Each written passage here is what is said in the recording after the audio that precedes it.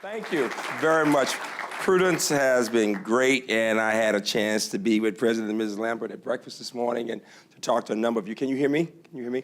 I've said to everybody, I'm giving people elbows, not my hands, because I am just getting over the flu. And 8 mandatory days of bed rest, during which I went almost crazy. And so I'm going to try to talk and let the microphone talk so I can keep my voice. And this is an intimate enough setting.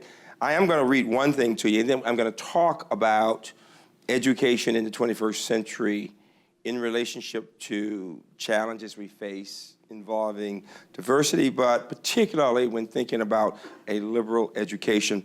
And it is significant that I have an opportunity every year to give a seminar on the academic role of the president at Harvard, and the person who coordinates it is the parent of a student here. Greg is here, Greg Honan. His father works with college presidents in the Harvard program. And I was invited to do this starting about 13, 14 years ago as a result of the person who had been doing it, whose name you may know, Jim Friedman, who was the president of Dartmouth. And Jim and I had become very close, and he was a mentor. And interestingly enough, in his last speech at Dartmouth to the class, he entitled it, "The Surest Source of a Satisfying Life." And I read this to presidents every year. A liberal education that lasts a lifetime will inspire you to strengthen the foundation of your moral identity and to explore the ordeal of being human. The drama of confronting the darker side of the self, the responsibility of imposing meaning on your life and society, the challenge of transcending the ambiguity-entangled counsel of arrogance and modesty, egotism and altruism, emotion and reason, opportunism and loyalty, individualism and conformity. At the heart of a liberal education lies a conception of intellectual wholeness, an ideal of coherence within that expanding array of specialties and subspecialties, disciplines and subdisciplines that composes the universe of knowledge. And here is the point that speaks to this question of diversity. A liberal education should produce an opening of the mind and spirit to a symphony of different persons, cultures, traditions, and language. I start there because as I think about a liberal education, as I think about the liberal arts core, I often have to say to friends when they are talking about me in STEM, because I'm typically, as a mathematician, known for what we've done in STEM areas, and people will say, well, what about the liberal arts? And as many of you know, I have to say, well, math and science are equally a part of the liberal arts. If you look at the medieval curriculum and you look at the quadrivium and the trivium, you're talking about, on the one hand, yeah, grammar and rhetoric and logic, but on the other hand, you're talking about learning to measure and quantitative measures and assessment. And so the question becomes, in our society, as we think about this 21st century, what are the challenges that we face? What do we mean when we talk about being a liberal arts college, or in my case, in UMBC's case, a research university that cares deeply about the liberal arts core, that's determined to make sure people are liberally educated? And we think of this, my students often come in with an interest in science or technology, and the first thing they will say is, how can I get these general education courses out of the way, is the term that's used, so I can get on to the real deal, right? And the question is, how do you slow them down to help them understand that the courses that they're calling the ones to get out of the way, the literature, the philosophy, learning to think critically, are at the foundation not just of their curriculum, but of their lives, I have used our classics department a lot. Congratulations to you on your Phi Beta Kappa. Congratulations to your president on what he's done for this campus. I will tell you, I've watched Elon from afar. This is my 20th year as president, but I have a lot of friends. Maryland is a state that sends you a number of students, of wealthy students, as you know, but the quality, the academic quality of their backgrounds has changed substantially. being perfectly honest with you, in the past decade, the students that consider you now are far more serious than they were even a decade ago. And that's a major statement about the faculty and the president. Really enjoyed talking with Dr. Lane with Prudence as she's worked in her work here in English and in African and African American studies. But I want you to think about this question. What is it about Elon that takes into account the fact that its students will spend the rest of their lives in a century in which the name of the game is change, constant change? And how will this liberal education, this liberal arts core, prepare them for that world? I asked several of the students today, Greg and others, what have you learned and what does it mean? And it was very nice. And I talked to some other students before, and anytime you talk to students, you get some good things and you get some challenges. But the key is that this is an institution that has, I think, what's called, from my point of view, an intimate setting in which you can learn more and more about students to know what they like, what they don't like, what they are learning, what they may need to learn, and most important, how they're thinking about their future. You know, this notion of this liberal education, and this, you know, my students will often say to me, particularly with those who are techies and all, they'll say, you know, what's the big deal about this? And we'll go back to the classics, as I was saying, and talk about this meaning of this adjective and this liberal education, the free act of leading out of, you know, the Latin. Do you have any classics people in the room? You know, the Latin adjectives. It's very interesting that people haven't thought about just, well, what does it mean? Well, in many ways, when you put it together, when you think about educare, which can mean something about nurturing, or you can talk about duco, the verb to lead, and the prefix to lead out of, that you've got these notions of a liberal education as this opportunity, first of all, to moving towards the light, to have the freedom to study whatever, to climb the mountain just because you can, you see. To take courses in a variety of areas, to connect the areas. I was listening to Greg say that he's a political science major, but he can take courses in communications in this area, and all kinds of possibilities are there. And so this is a setting of privilege, a setting in which people can read and think already. The question, as I said before, that I really want you to think about as you talk about the humanities, the social sciences, all the way over to science, is how different are your students when they graduate from who they were when they first came in? We may know that they have some skills, that they've learned some things in a discipline, but when you think about their view of the world, does the education push them to examine everything they have learned before they got to you? This notion, as we know, of the unexamined life, right?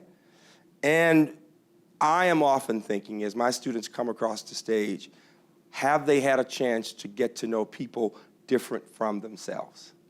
We've come to the point in our country when, as of last year, half of the babies born were of color. I had the privilege of spending time in several countries as a part of an American delegation on leadership 25 years ago, and I was the only person of color. And we were working at the time with the Japanese. Remember, that was the time the Japanese were the people you wanted to know about, the Japanese and the Germans. And the Germans were very straightforward, very proud, and we talked about a lot of things. They talked about the fact that they had a real challenge because there were groups that were trying to suggest that what we know to have happened in the Holocaust didn't happen, and they were dealing with that issue.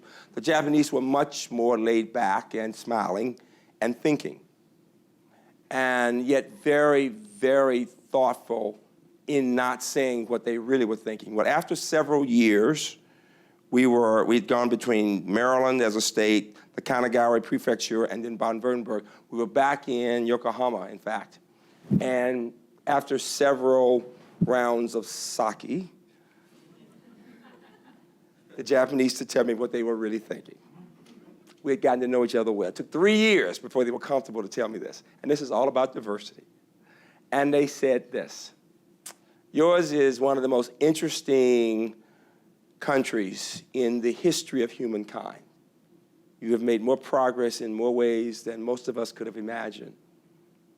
You're also the most diverse in the history of humankind. But don't you think your diversity will be your downfall? Now, the good news is, while any of us can criticize our country when we're here, when we're in Japan and somebody's going to attack my country and me, believe me, I become very American very quickly. I'm always saying, let's not be arrogant as Americans. I become very cocky very quickly. And what I say is the reason we're kicking your butt is because we're also diverse. I mean, because diversity brings about creativity. Homogeneity tends to lead to this kind of linear path, and I do believe that. Nevertheless, we do know that we have a challenge in our country. I've just juxtaposed two interesting books that you may have read. One is by Meacham. It's entitled The Art of Power, on the newest book on Thomas Jefferson. And the other is entitled The Passage of Power. It's Carroll's book on the art of power. The Passage of Power, the Johnson book, The Art of Power, Jefferson. And what is interesting in both cases is that at the center of the challenges involving poverty was one topic that we Americans still haven't figured out how to discuss, and that is race. It is more comfortable to talk about sex in America than race because we see everything on TV, you see. And I was saying to Leo that I'm from Baltimore. My campus is a very diverse place. It's predominantly white, but we have students from 150 countries. The reason we are so good, and we really are very good, we have the highest percent who go to grad school, 40-some%. The fact that we lead the country among predominantly white universities and sending kids on to MD, PhDs, and PhD programs to the Ivies, to Stanford, has everything to do with the international influence, coupled with some of the themes of our special programs. Perhaps most important, the fact that faculty have had time to think about these critical issues, race, gender, income level, because when we talk about diversity, all of these are very important, sexuality, and to create an environment as a college, as a university, in which people can say what they really think. The big challenge in America is that anytime you get people from different backgrounds together, everybody's walking on eggs because you don't want to insult anybody, and so you don't really say what you really think. But to solve a problem, or even to understand a problem, you have to be able to see it clearly. Differences in points of view. And as Jim Friedman would have said, and as many others would say, if students don't have opportunities in this setting, in the university setting, to examine what they've always been told, what they believe, to see how they differ, it's very, very challenging to believe that years from now they'll be able to do it. I spoke to a group of college presidents recently, and they were all talking about Congress and the fact that we as a country can't get our act together. And I brought up these two books because in different periods, whether talking about in the 1800s or talking about in the 60s, you still had the same big problems with Congress, with some people feeling one way and others another way. And just as the issue of the Civil War and the issue of what happens to blacks at one time, the same thing in the 60s when you look at the Senate and whether to have basic rights. I am celebrating this year the 50th anniversary. We are, as a country, the Children's March in Birmingham, and I was privileged to be a 12-year-old and to march with Dr. King and to spend a very painful week in jail. What the experience told me, though, was this. The world as it is tends to be the way the people think the world will always be.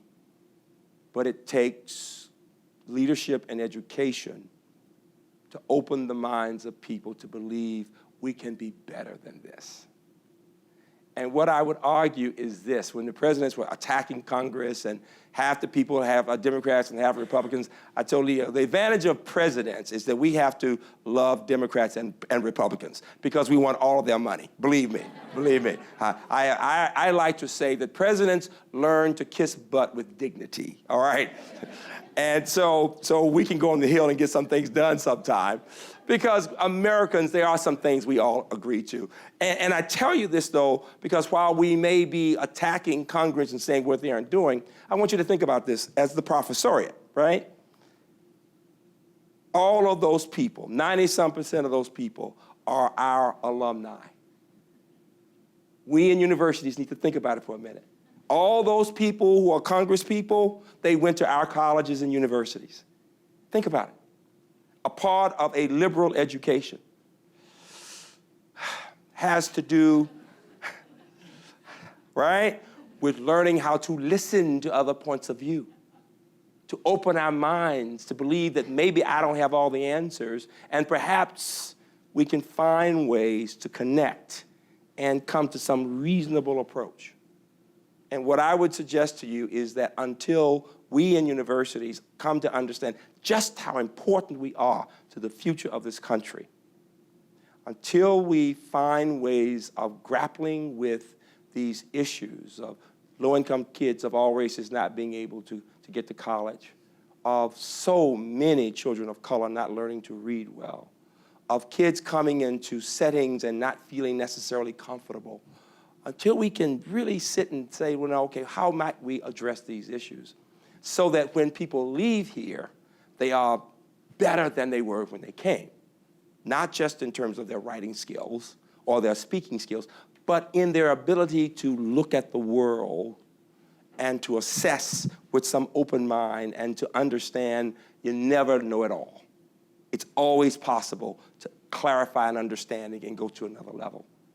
You know, for me, what is interesting is when I first went to UMBC, we were known as a place that produced doctors, except all the black kids kept flunking out.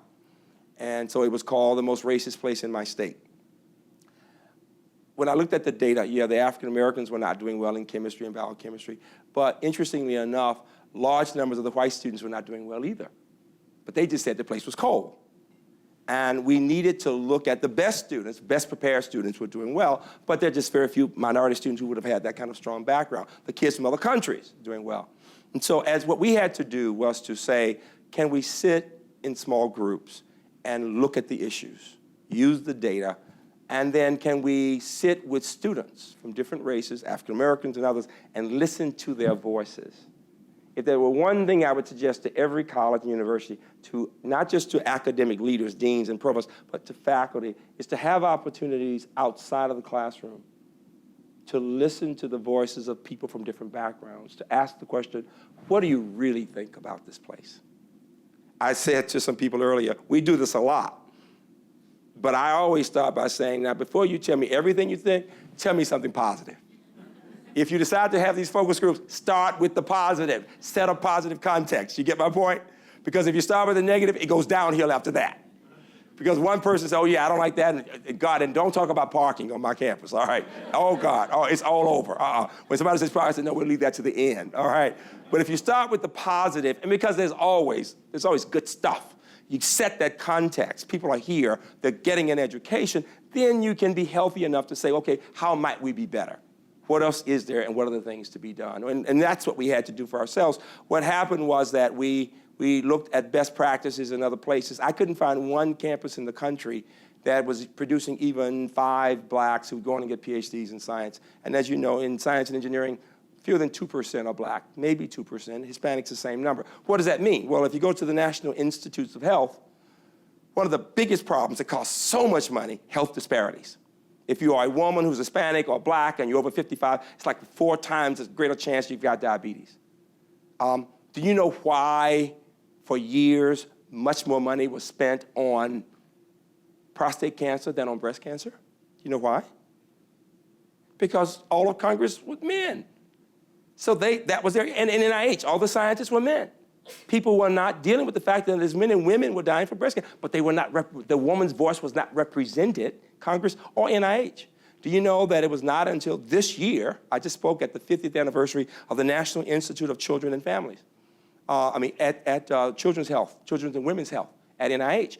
People had been trying for years to get something focused on women's health and children. And you know what was said? Even in the early 60s, it wasn't a serious scientific problem. It was not until Eunice Kennedy took 2 little girls to her brother's office. One girl had had the benefit of a scientific discovery, the younger girl, and was very bright and doing really well. The older child was intellectually challenged because she had not had that benefit, 3 years apart. And because of their sister's issue, there's a sensitivity the Kennedys have to intellectual disabilities. And she took both girls and showed her that. And Eunice and John both, literally, as they watched the difference, tears came. John Kennedy called NIH and said, create the blankety blank institute. Now that's how it happened. I want you to think about this for a minute.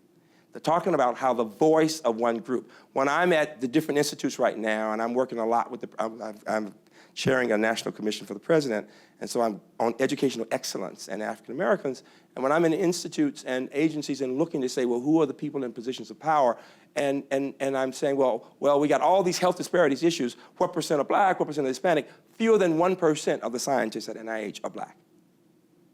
And similarly, maybe 2% are Hispanic. Now, many of the diseases and issues, sickle cell anemia, these issues are particularly difficult in certain populations. If there are not people with those perspectives, how could we possibly make make a difference? And what I would say to you is, it's not just about what's right and wrong.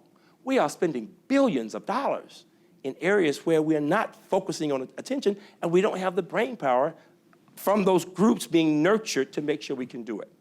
The same thing is true in our institutions. I would argue that the defense industry, intelligence industries are more progressive when it comes to race than universities and colleges.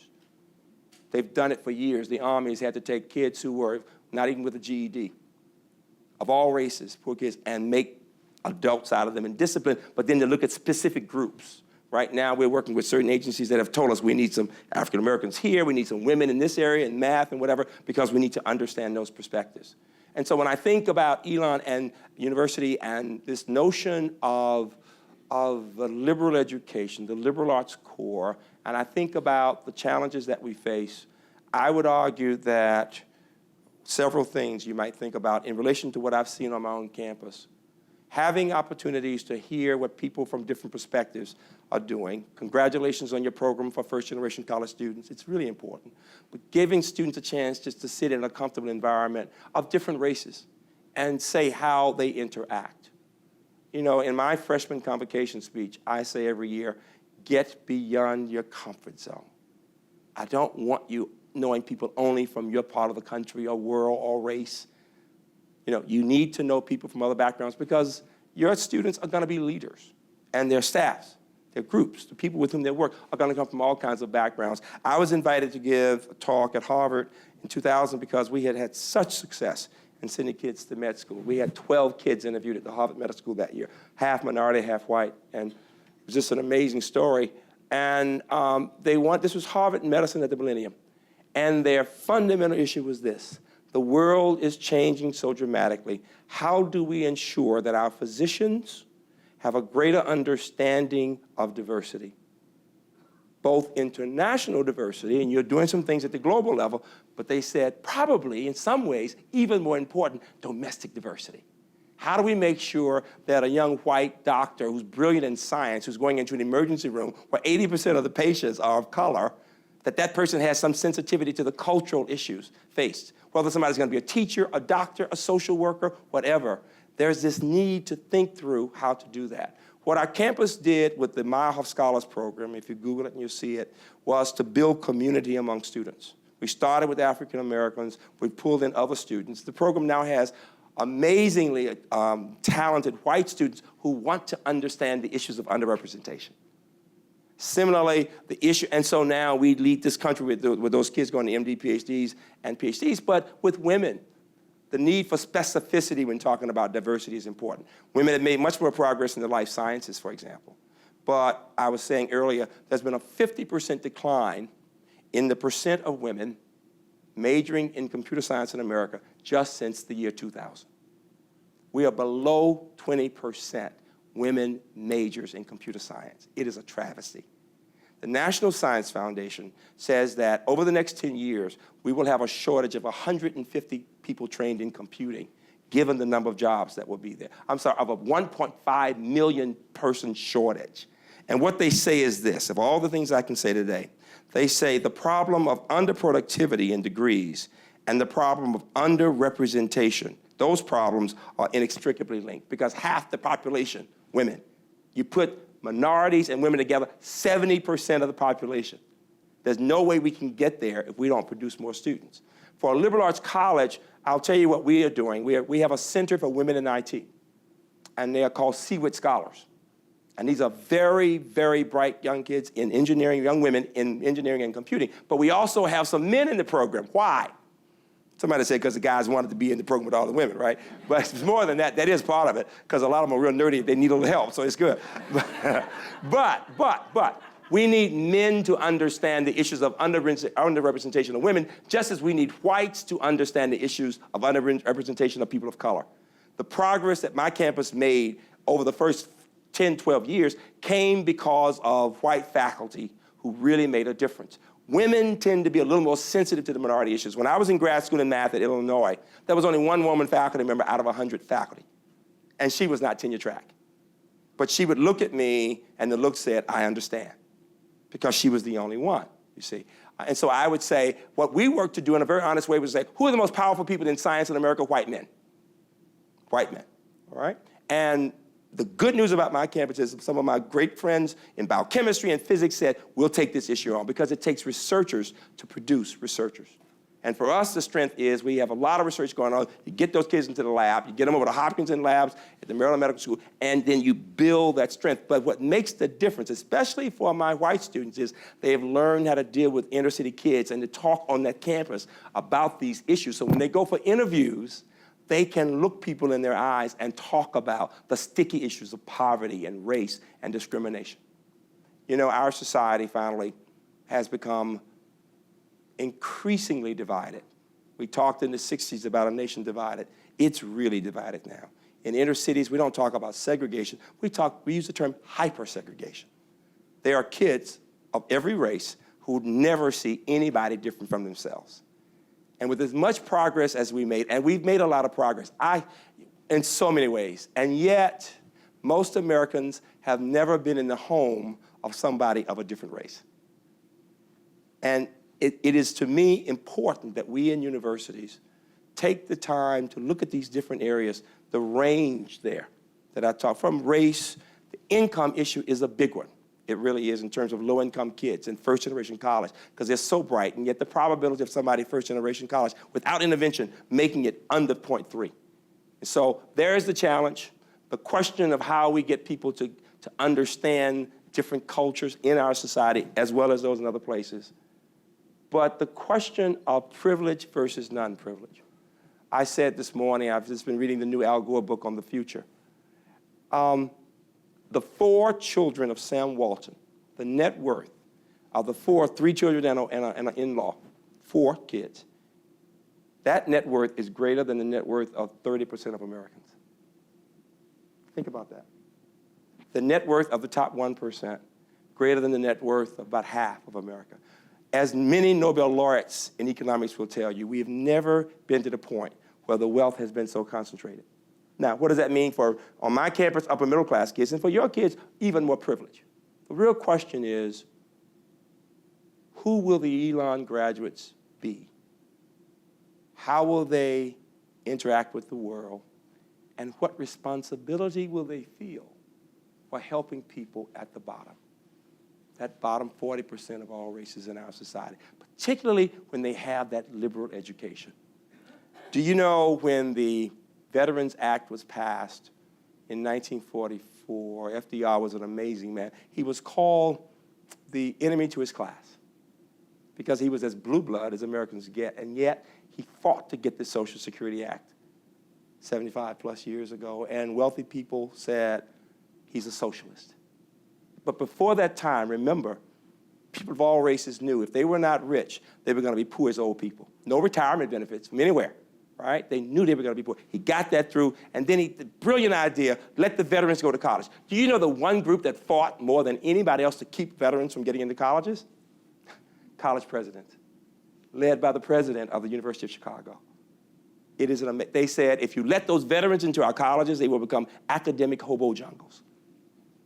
Now, these were liberally educated people. The presidents are supposed to be the best educated. What is my point? Even when one has learned to read and think and quote the best of philosophers, it is possible to be so much a product of your own environment and of what you've only seen that you don't take the time to say, maybe there's a better way. Within several years of that Veterans Act, several years, 2 million veterans had come back and were on their way to the middle class. And for the first time, Americans knew you didn't have to be rich and white and male to go to college. And that led to the 1965 Higher Education Act. Because you may not know it, in the 60s, only 10% of Americans had a college degree, 11% of whites, 2% of blacks, in the 60s. But you didn't have to have a college degree to get a good job. Today, we're up to about 30%. It's about 32% of whites, it's 18% of blacks, and only 11% of the fastest growing group Hispanics. So 2/3 of Americans over 20 don't have a college degree. What is my point? The people in college, and in the most privileged of colleges, are gonna have the most power. The question is, what will they do with that power? I close by using words from a well-educated man whose name was Aristotle. He said, excellence is never an accident. It is the result of high intention, sincere effort, and intelligent execution. It represents the wisest option among many alternatives. And then he said this, choice, not chance, determines your destiny.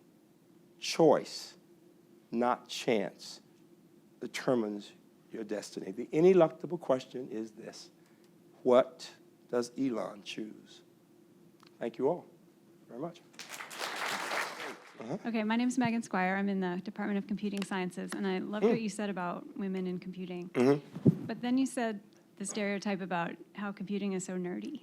And I just wondered if you thought that that was one of the things that might drive women away from the field, and if so, does the group that you founded or that's at your university help with that? Or? That's a great question. You know, I should tell you, my wife and I both have always been lovers of mathematics. I get goosebumps doing math. Goosebumps, always have. When I was a kid, the teacher would give 10 problems, and I would say, give us 10 more, teacher, and the whole class would go, shut up, Freeman. I had a designated kicker every day, and I think I married my wife because the first calculus test, she got the highest grade in the class, and I said, I'm gonna marry her, and I did, I really did. So my son says we're both not just nerds, we're mega nerds, is what he calls us. To which I respond, he's grown. I say, yeah, but mega nerds can pay all their bills when they're grown, all right?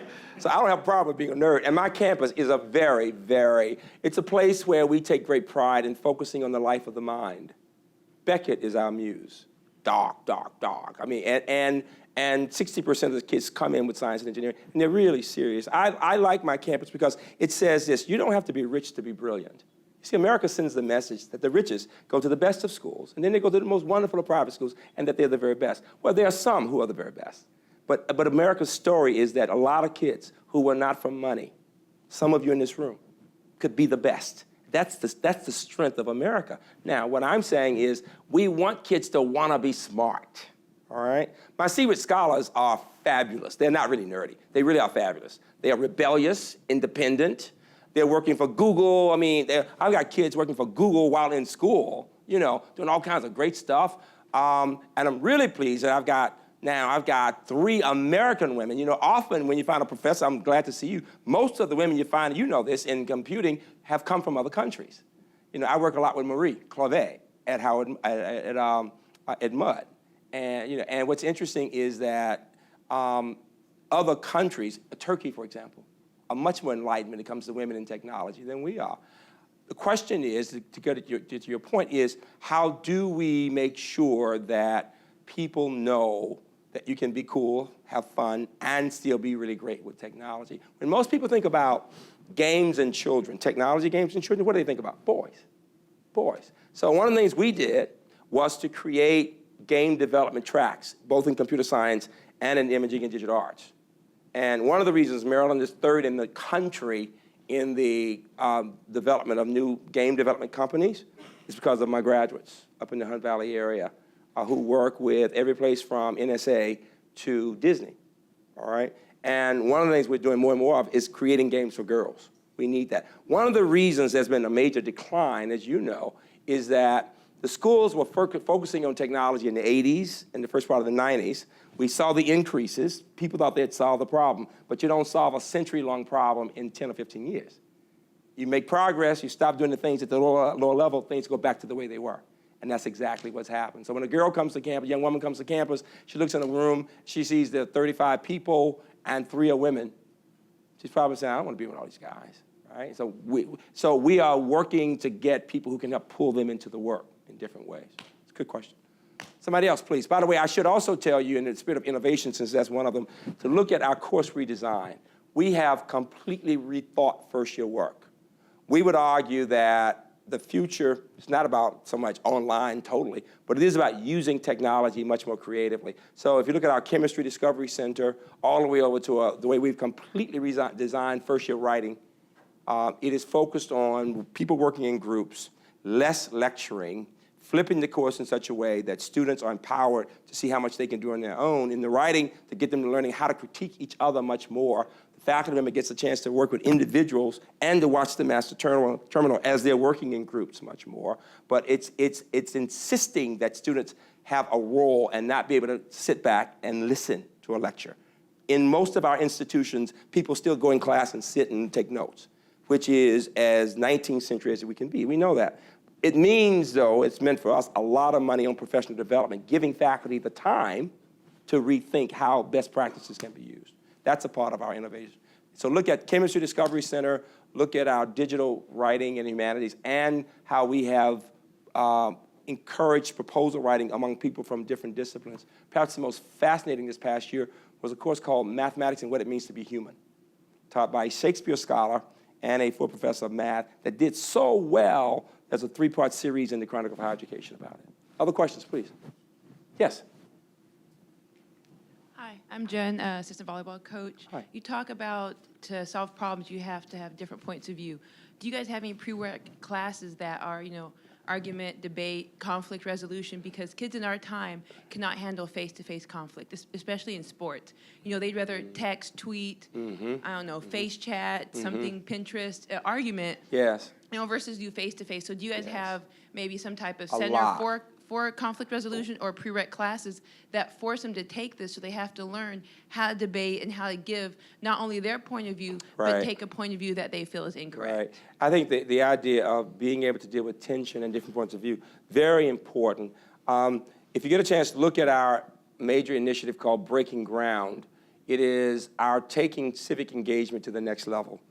We have now, in several years now, we have agreed as a campus we would infuse civic engagement themes throughout the curriculum, actually in the coursework, connected to really difficult problems in different places, in which students have chances to disagree, to discuss those disagreements, and to solve problems together. So we have, I'll give you an example, because you say, well, maybe in the social sciences work, how does that work in engineering? All of our design students this year had to go into different challenging communities in the greater Baltimore area and identify people with physical disabilities, and then interview them and listen to the problems they have with the notion of, well, what is it that I know from engineering and design that might be helpful to make your life better? And it had to do with creating structures in all kinds of settings, at grocery stores and apartment buildings, where the students listened to the problems, came back, discussed it, had fights in a positive way about which were the most difficult issues, what are the criteria we should use for selecting 3 that we'll work on, and then went back, worked with community groups, okay? These are engineering students. And these are mainly white, 20% minority, in heavily minority areas, and first to develop the trust of those people that they can help, and secondly, to listen carefully enough in order to translate it into technical expertise being used to develop structures.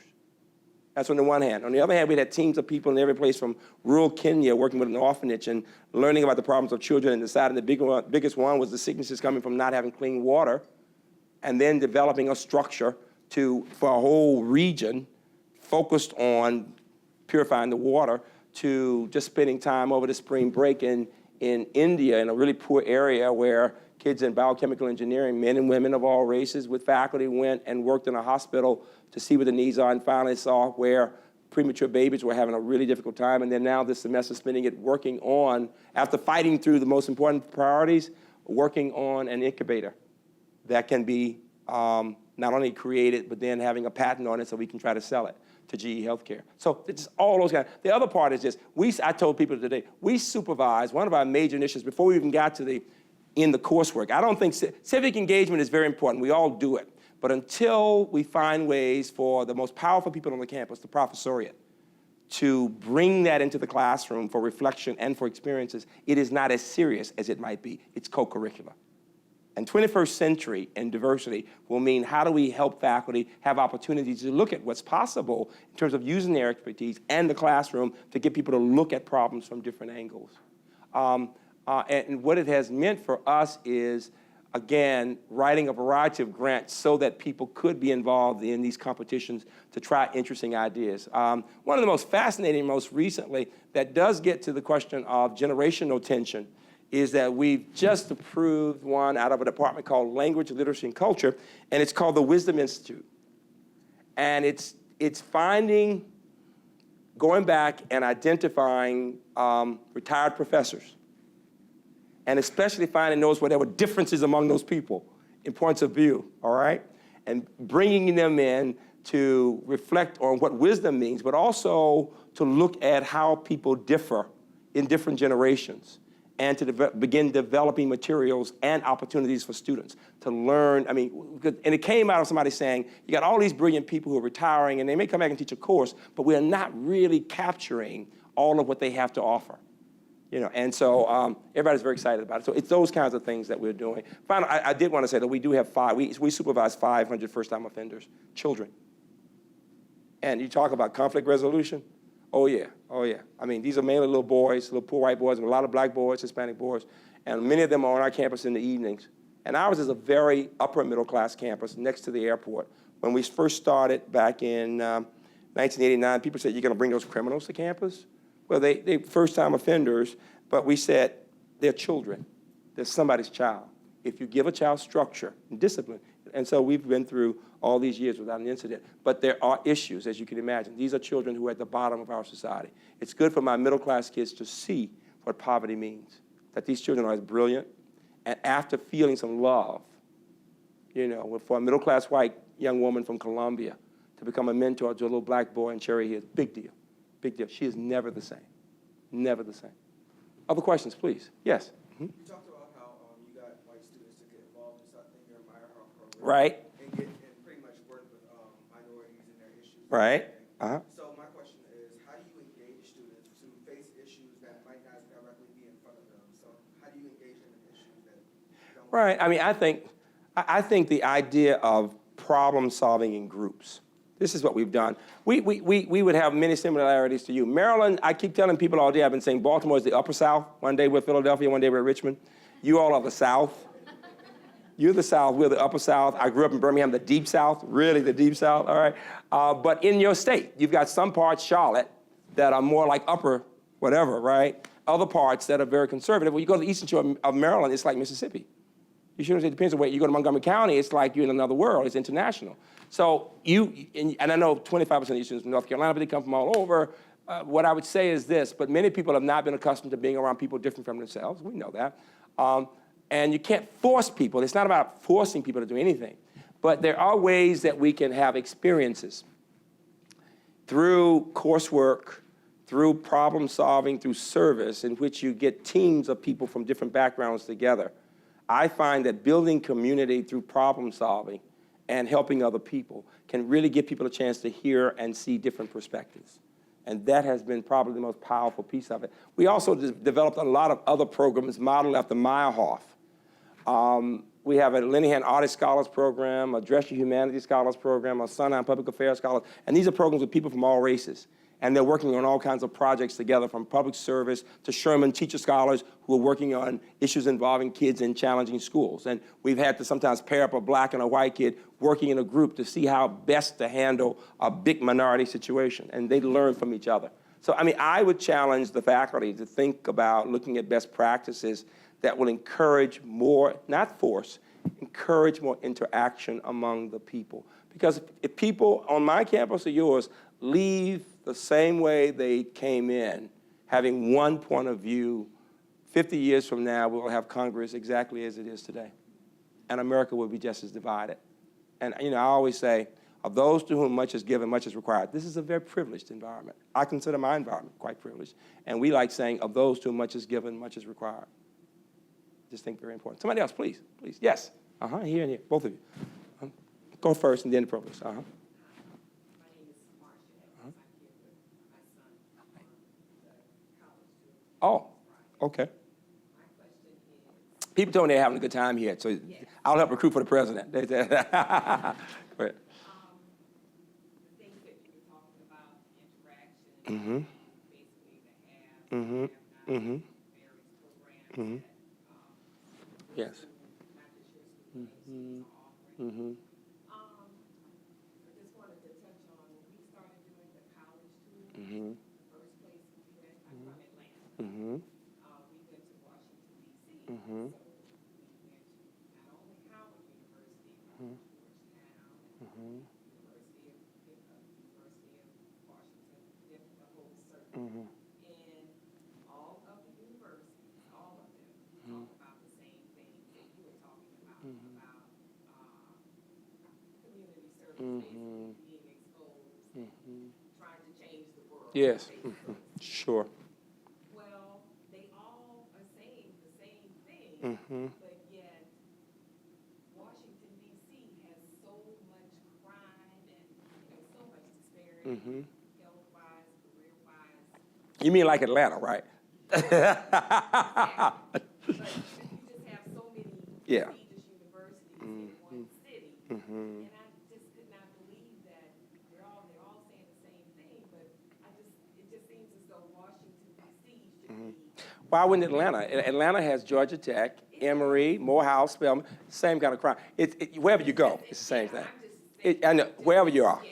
And I'm out in D.C., by the way. Not We're, just Washington, just I understand. any place. I understand. But here's the issue. Here's the issue. First of all, Why are we not seeing, if we're all saying the same thing, why is it that we're not seeing enough change? well, there are two levels of concern. My advice to you as a parent is not to listen to what the college president says so much. Quite, no offense to Leo, is to listen to students similar to your son. You need a chance to talk. You need to let your son talk to people like himself, just to see how their experience has been. I've heard some very positive things from young, in terms of that. I'm just starting there. For you as a parent, your first year as a parent, all right? In terms of choosing, make sure he talks to people in those different institutions. You're talking about a broader issue, though. I understand. Why are we not seeing Right. change if everyone is contributing? Right, but everybody's contributing to help a small piece of it. If we're helping 500 kids, for example, in that group, and working with a couple of schools, you're talking about a problem involving millions of people in poverty. And it will take a combination of public policy. One of the reasons I'm chairing this commission for the president right now is that there are billions of dollars going to educate minority kids that are not being spent effectively. We have all these national agencies doing their own thing, and yet there's not this coordination that we need to have, all right? And so it's not about what any one university or city of universities do. It's going to take a nation deciding that the top priority is that children will learn to read well and children will be safe. And then the public policy that will lead to incentives and support for universities to have bigger programs, more efforts, working with school systems on these issues. And so it's got to be the will there from the country to do that, to really see a difference in any city. The places where you see less crime and everything else are where you see fewer poor people and fewer people of color. It's sad to say. It's very sad to say. The same issues that we faced 100 years ago, in many ways, so your question is a good one. The nation, and I do think, though, let me say this. I have to say this. When I was sitting in jail as a 12-year-old, I could never have imagined even sitting in a classroom with white kids. My parents sent me to Massachusetts just so I could see in the summertime what it would mean to be in class with white kids, because everybody kept saying they were smarter than we were, and I kept saying, I can't imagine. I want to see, all right? What I saw in Massachusetts was that the education was far more rigorous, learned later on, than black or white kids had. But because of what I got there, from literature to mathematics, I was already a superior student. I could do better than any white Southerner because I'd had that New England education, where they put more money in the education. You get my point? I didn't realize the Southern white kids were not getting it. All you got to do is look at test scores of Southern white kids.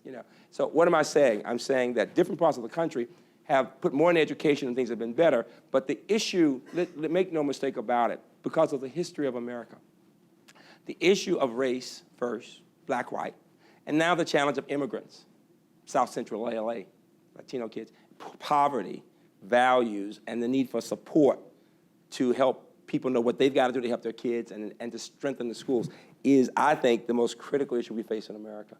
I really do. I talk about 2 achievement gaps around the country. One involves middle-class white kids and then poor kids and blacks. 4-year gap, 4-year gap. The average black and Hispanic and poor white child in the 12th grade reads and computes at the level of the average middle-class 8th grade white child. But there's another gap that we deal with on my campus and other places, and that is that the very best in math and science in America are in the bottom half among industrialized nations. There are 2 gaps. You know, so, I mean, we have major educational issues we've got to address. That's the point. But the education is connected to the crime, to the health care, and all those others. Good points. Somebody else, please, please. Yes, Ms. Provost. Several of us had lunch with you. Yes. We learned an awful lot. And we heard all about the programs you're doing. And I asked you the question, this is what really struck me. We brought you in as a consultant, and we said, what's the first thing Elon should do? What did you tell us? Because I would have said, okay, I would have said, first of all, identify your strengths. Start with your strengths. Where are your strongest areas? When you talk about, when people say, what is it that the faculty are really proud of when thinking about the quality of education, the places where you produce the best people?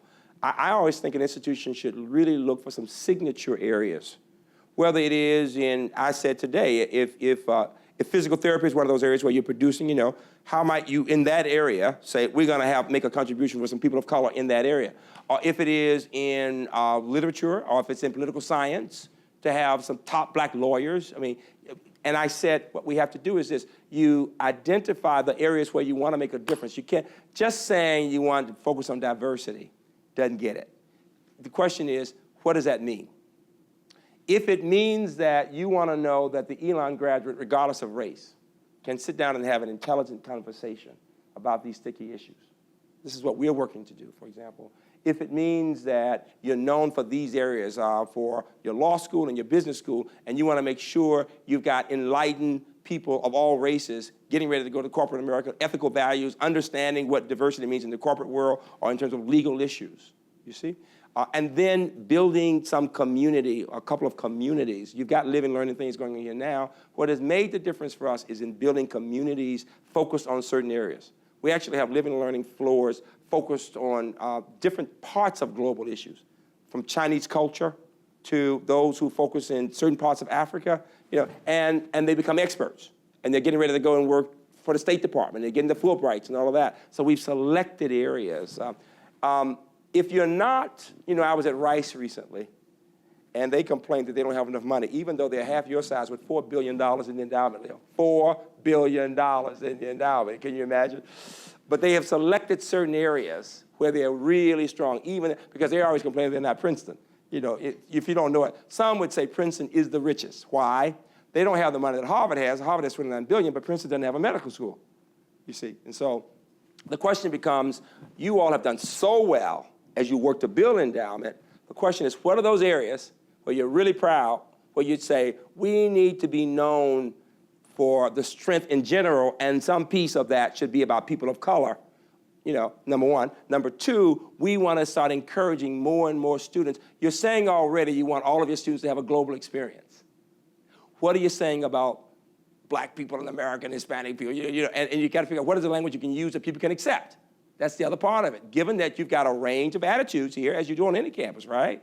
But there should be some way of saying that American leaders who are going to be most effective will become comfortable with issues of race and gender. Give an example. GE Healthcare, I mean, all of GE, Jeff Immelt gives one of the most brilliant talks you can hear.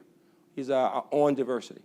He's got an African-American forum. He had me speak last year to them.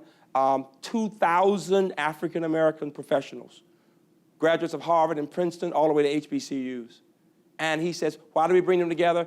First, so they can appreciate who they are, and secondly, so they can help younger ones learn how to be effective with others. But then, all right, then the idea of how do you get your supervisors, some whom are white, to understand what their role is. And so they talk about those things because they understand the most competitive companies, the most admired companies have figured out how to do the Women's Forum, the Hispanic Forum, the Black Forum, the GBLT, I mean, all those, they've talked about the issues openly because it's related to their customer base and to, quite frankly, getting the most interesting talent from all those groups. And that's what universities are working to do. Good question. You want more? Hey, Two questions. Still doing P90X? I'm still doing P90X. You're absolutely right. You all know P90X, the exercise routine? Uh-huh. I'm reading Freeman's books, and as I read them, I feel the privilege. He's very eloquent when he speaks about it. Yes. But in North Carolina, the governor has just recently said that this is a very liberal, highly educated, elite group of folks. And I'm at A&T, and I'm trying to instill some sort of liberal arts program, liberal honors program. And I just keep hearing, how am I going to go and talk to someone who sees almost a deep cultural divide Yes. between getting them a job, Yes. any student, Right. and then this education. So on a practical level, how do you show that this sort of thing that undergirds, Yes.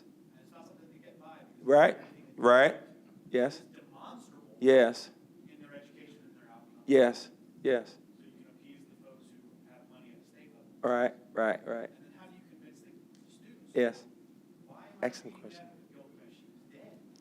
Excellent question. Excellent question. There's several things I will tell you. I often, when students tell me they're so ready to get into the vocational stuff, I'll sometimes have them go and look at the backgrounds of some very successful people, even in the business community, who were philosophy majors and history majors, and ask them the question, why do you think? How do you think that happened? Even, let me say this, even in the technology areas, to my computer science person, do you know that I've got women and men who took a few computer science courses and majored in English, and sometimes they do better than my computer science majors? Why? Because they know how to talk to people. They know how to be the bridge. And I say this to my computer science majors because I want them to take more writing and more presentation. You know that. And so what I'm saying is to all of you, and particularly in a liberal arts college, if you can get your humanities students to take a few technology courses, they will have many more doors open to them. Let me start there. They just will, because I see it with my students all the time. Number two, the most interesting people are the best read, the most broadly read people. And the more interesting you are as a conversationalist, the more impressive you will be in an interview, quite frankly. But let me go a step further. When people ask me, well, what has helped me in 20 years as president?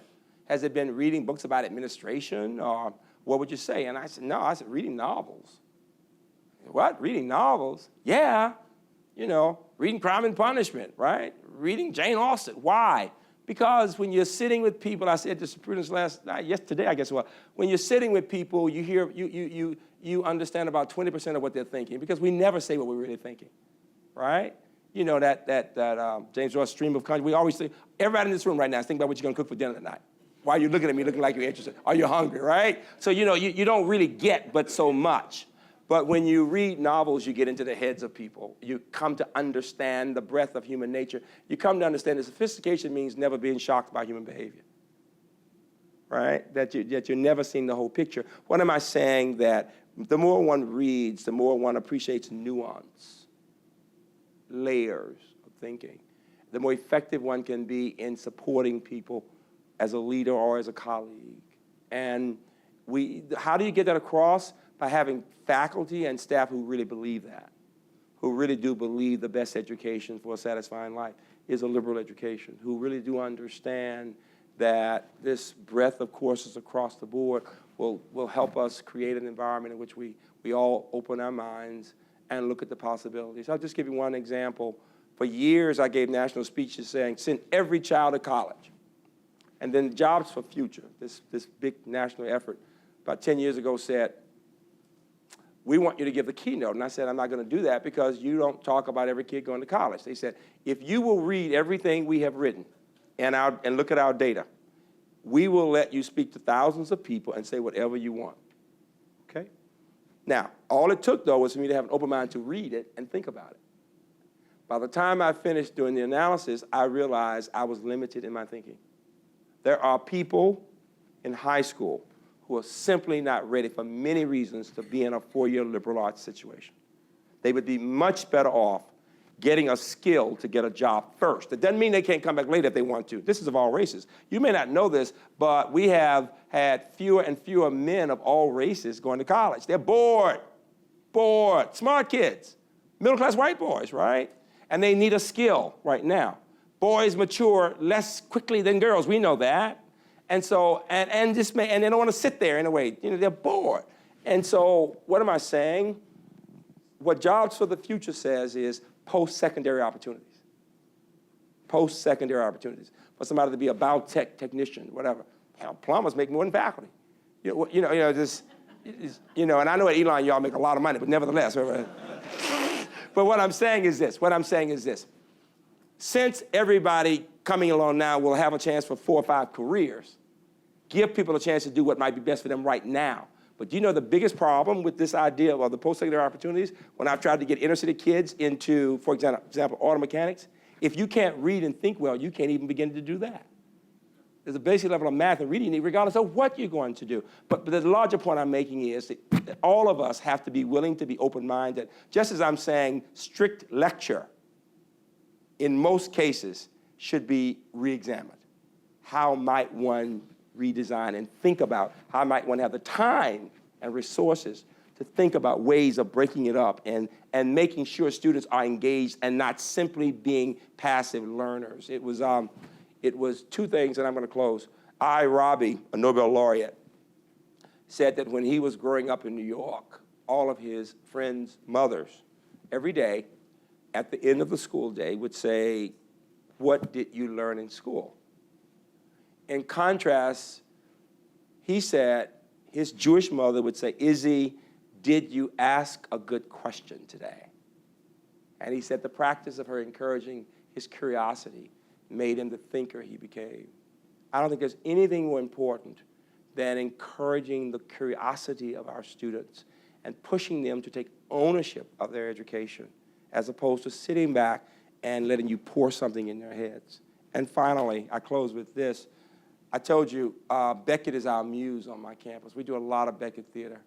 And we win that American College Theater Festivals. My campus has been to the Kennedy Center 8 times in the past 22 years because we do such a hard, difficult place. And with black, white, all kinds of kids in these productions. And this is what's interesting. Beckett, in a book titled Malloy, said this character was studying the dancing of bees. When bees are dancing, as you know, they're communicating. And he said this about this phenomenon, this dancing of bees. He said, here is something I could study all my life and never understand. And the significance is he said it with great rapture. He was absolutely fascinated because he said the more he studied the dancing of the bees, the more he began to understand how they were communicating. But the more he understood, the more he realized there was so much more to know. It occurs to me that fundamentally, we want students to know there's just so much more they need to know, that when they look into the face of a black kid or a black person in the face of a white kid, they really don't know them.